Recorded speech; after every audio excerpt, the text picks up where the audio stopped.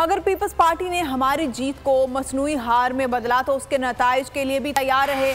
सिराजुल हक ने खबरदार कर दिया, कहा हम इस पाकिस्तान की तलाश में हैं जिसका ख्वाब अल्लामा इकबाल और कायदे आज़म ने देखा था।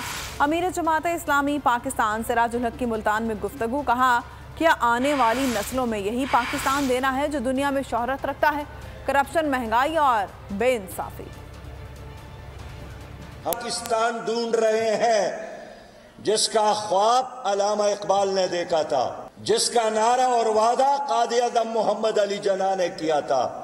आज फैसला यही करना है कि आइंदा नस्लों को हमने यही पाकिस्तान हवाला करना है जिसकी शोहरत है पूरी दुनिया में करप्शन के हवाले से, जिसकी शोहरत है पूरी दुनिया में महंगाई के हवाले से, जहां की अदालतों का फहरिस्त में 128वां नंबर है। इन पार्टियों के होते हुए, इन खानाबदोशों के होते हुए पाकिस्तान तरक्की नहीं कर सकता। बजट 2023,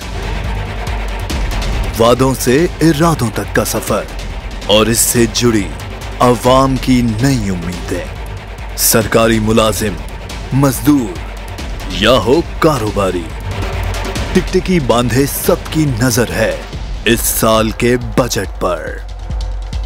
क्या हो पाएगी बचत? मिलेगा रिलीफ? जानिए बजट ट्रांसमिशन में, सिर्फ बोल पे।